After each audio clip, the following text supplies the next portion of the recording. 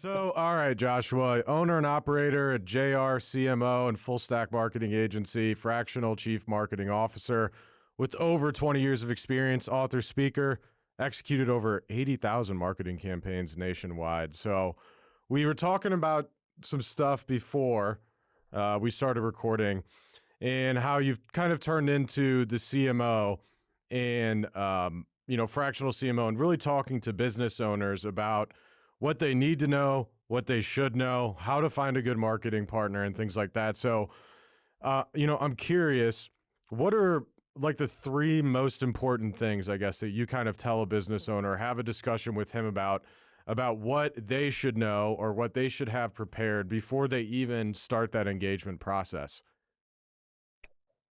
Yeah, I mean, it's a great question. I think the first thing is that to me, nothing ever lives in a vacuum of here are the first three things. I'm Mm-hmm. going to try to boil it to that so that we have some good talking points. But I think that every business is different. So that'll take me to my first point as I try to narrow it in for the audience and for us to discuss. So the first one is, I love Zig Ziglar and what he used to teach. And it's not what you say, it's how you say it. And I believe if Zig was still with us today, he would be teaching it slightly different. And what he would say today is it's not what you say, it's not how you say it, it's what's perceived by your audience. Because today, with the digital age and the way things have changed and the way that we have evolved as society with the internet and more, and the overwhelmingness amount of media. It's not like back in the day when I was a kid of you open up the yellow pages, you find who you want and you call them. Now it's so much more. And, that perception, that first impact of perception is so key. That tied with maybe point number two, but very tightly with number one, which is what's called the USP, your Mm-hmm. unique selling position. Yep. So, what is it that you bring to the table that makes you more unique than anyone else? And I think people have a hard time explaining and even self awareness of what their story is. Yeah, So business owners don't know this. And some of you almost go have ahead. to get it out of them of like why, because it kind of comes back to like, why'd you start the business? Like Yeah. originally, before maybe you've fallen out of love and are a little bit burnt out originally, like why did you do this? What is your story? But yeah, most of the time you talk to business owners, they can't tell you why they're any different than the other person down the street. And I'm like, then you don't know what your USP is. The easy answer though that I will go ahead and share for people to start, thinking about that is Mm-hmm. it's related to psychologically what's called your narrative. Your narrative is essentially your lifehood story. It's what you've actually lived through as a child to adulthood and what the commonalities are. And it's interesting if you talk with enough business owners about their narrative, you start to understand if you go back to their childhood to where they are today, whenever you meet them, Mm-hmm. the the life scars, the life lessons, the life success, all of these elements come together typically will lead you and show you why they do what they do. So sometimes I come in more as a counselor to a Yeah. degree to Yeah. business owners than just a marketing guy because I'm walking them through what they've dealt with and why they are where they are at now. So that's two. And to throw that third one out there, I like to create and have them start working on the KPIs, Mm-hmm. key point indicators. Mm-hmm. What is the baseline and the KPI of what we want to achieve? I read a brilliant article. I don't remember who wrote it. It was a while back, but he said in his article, he said, when you get hired as a CMO, the first thing you should do is figure out how to get fired. And it was that, what? Wait a second. I want the job. Yeah. What do you mean? And he said, if you know how you're going to get fired, all of your effort goes around not doing that. And I Mm-hmm. was like, that's pretty brilliant. So when you build KPIs, you set the right expectation and you're always able to point back to this is what we agreed you wanted. Things can shift. No problem. We have to be agile in everything we do today. But that's really what we want to know is how do we get fired and then don't do that, right? Yep. That Yep. becomes a change. Yeah, I see. It's especially initially when you're talking with business owners that you even ask a question like, okay, you're a roofer, right? So to get you out on a roof, realistically, give me a range of what you'd be willing to spend just to get a contact, not to get an actual appointment, but to get a lead. And then we could say, 70 to 80% of those are actually going to turn into an appointment, like a house visit, roof visit. Put a dollar amount on that. In a large majority of the time, they have no idea. They don't know. Yep. Yeah. And I'm like, And there well, are simply there are just take benchmarks. it back. I don't think people know this out there that are listening to this podcast right now. There are benchmarks in every industry that will tell you what you will spend on average per lead, per sale, per, acquisition, all the way to per impression. It can vary, but I had a meeting this morning with a general remodeler that does primarily kitchens and bathrooms, and I told them the benchmark is about 250. Yeah. And that's for getting someone into your showroom at what I call a two-legged appointment. Two decision makers coming in, and those are the people you want. And it's interesting that then you build your whole marketing campaign around that and those price points, and that impact that it has is drastically different. Yeah, most people, most business owners that, especially in the past, haven't done like a lot of paid ads, for example, really haven't ever thought about the value of a lead to begin with. So they've never, they get referrals and they get, word of mouth, and maybe they do some networking or whatever, but they've truly never thought and thought the time, the investment, realistically, what should that cost? Yeah. And most of the time you don't know it. It's not until you've actually been doing it for a while, you have history of campaigns, or you do the research, right? Like you're saying, a lot of this data is already out there for you, accessible.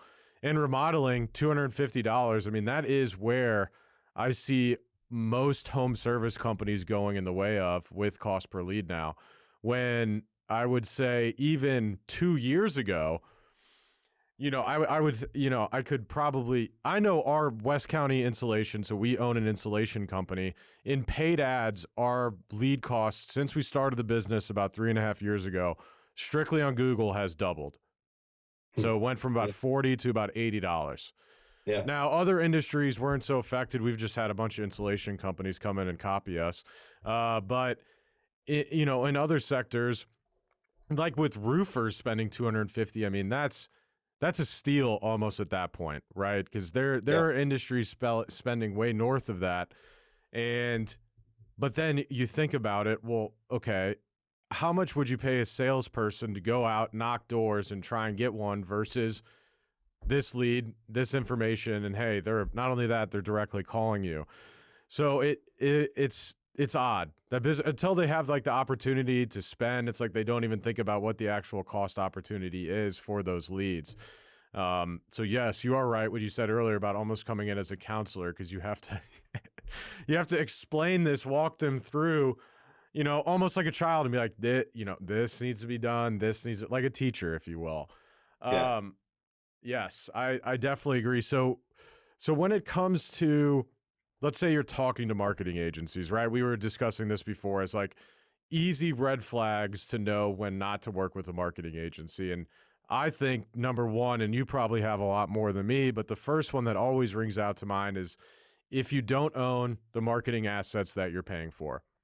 Like if you're paying whatever a month, and once you stop paying, the website goes away, right?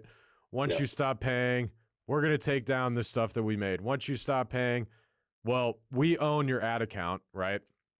And now all of the data that you have in there for the past 2 years, you've gotten to a point of, your campaign working out, or campaigns working out fairly well. You have the cost per lead where, you would like it at.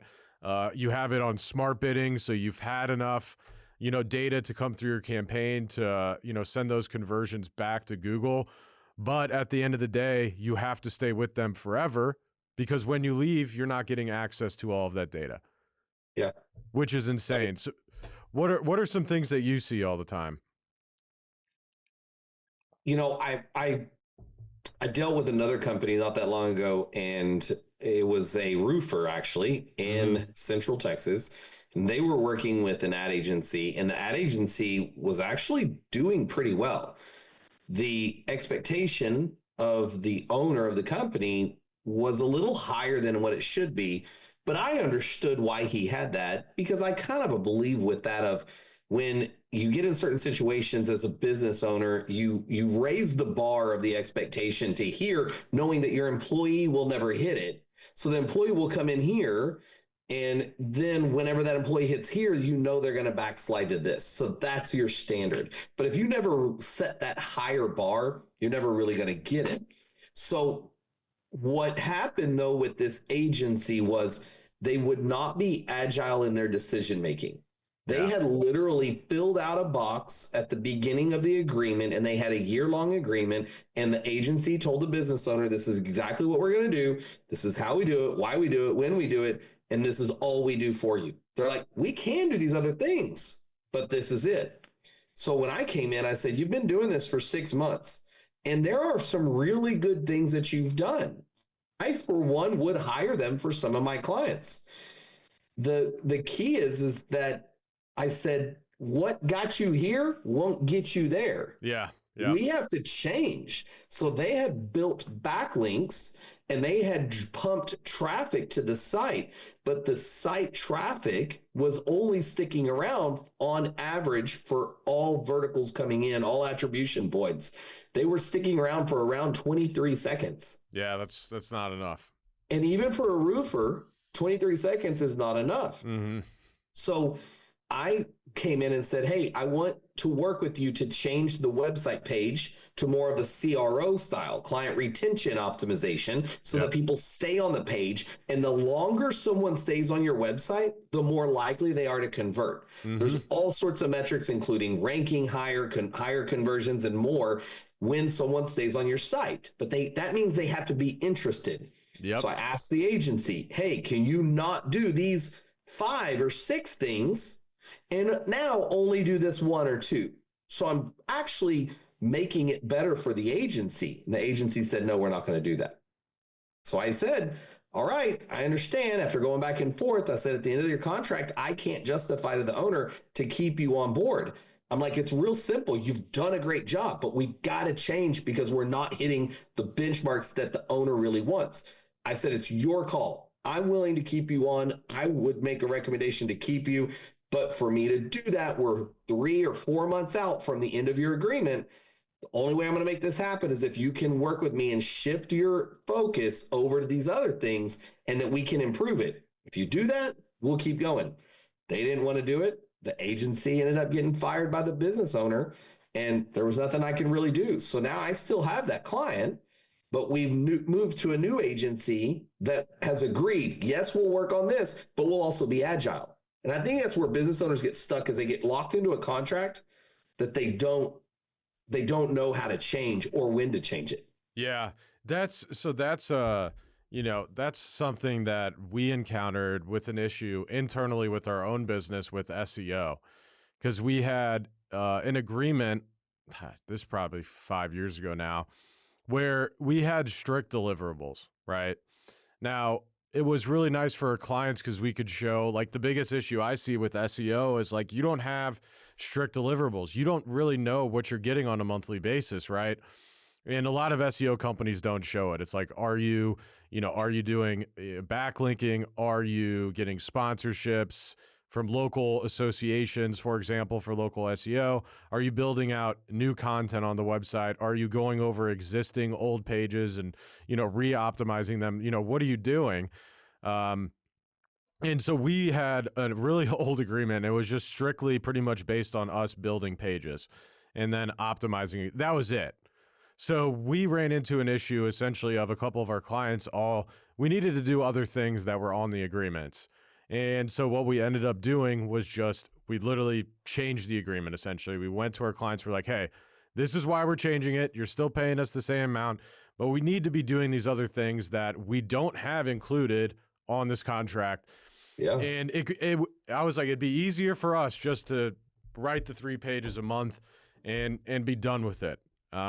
But that one of the main reasons we started this business, or I should say one of the many, but one of the larger ones was we got screwed over by a marketing agency when we were all 23 years old, when we were trying to start a real estate investment company, which was never going to go anywhere. We didn't have any money at the time. I don't know why the hell we thought we were going to get into real estate, but it is what it is. And we went through this horrible process of dealing with a marketing agency. And then, slowly we start to do stuff on the side for like social media posts for companies. And we realized that a majority of these people out here doing marketing don't know what they're doing. And there's also a lot of people that are out here purposely or unpurposely just signing these businesses into contracts. And at the end of the day, taking the MRR and really not caring about the service, service they're actually providing to that business owner. And I was like, there has to be a way that we can change this. And it's something actually that's brought up less now. I don't know how you feel. I used to hear it all the time, like, I don't want to do X because I've been burned multiple times. I really haven't heard that a lot lately, but that was a big thing I used to hear. I mean, 3, 4, 5 years ago. I hear it a lot. Yeah, I hear, Okay. but I mean, I do talk to a lot of people, but I hear that a lot. What I would say is it's interesting. Kind of my paradigm shifted the other day when I was having a conversation with somebody, and I get asked all the time for referrals. Hey, can I talk to a couple people? And I always respond. The first thing I respond is yes, period. Yes. Next paragraph. I do want to explain to you that whoever you talk to or you ask anyone for a referral, they're always going to give you the best people. But what we all need to be asking when we talk to referrals is, what is it specifically that you like about who you're working with? Mm-hmm. And what my clients will say is, I'm agile, I'm energetic, I'm passionate, and I give a damn about what they do. Yep. Right? Like I put myself as the CEO of their company. I'm not, but I put it there of what's going to be best for the company. And to me, I think that's the big difference of how I operate as a chief marketing officer.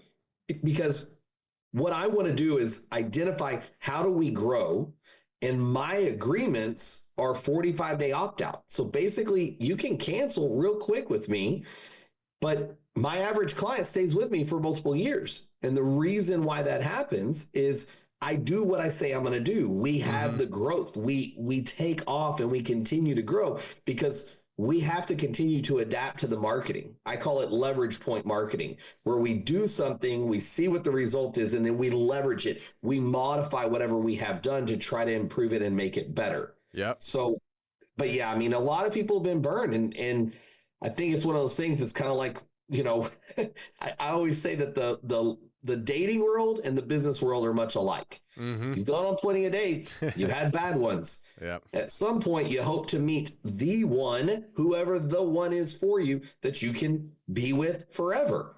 But once you meet that person, it's only one. Think about how many bad dates you had to get to the one that you can spend all of your time with and be best friends with. Like there's ad agencies, it's kind of the same thing, unfortunately. It's like you're probably never going to have the one unless you have an employee that's just there forever. Again, that's a different world. Yep. I wanted to throw in one other thing because you said something that sparks my mind on this. One thing that I teach a lot when I do conferences is ad agencies sell you what they're good at, not necessarily what you need. Mm-hmm.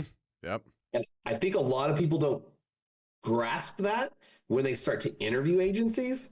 And therefore it's like, hey, well, they said they would do this and I thought it would work and it didn't work. And it's like, that's why a consultant or a fractional CMO like myself, people are more and more drawn to what I do because I have the knowledge of all these different industries, all these different businesses and the platforms to advertise them.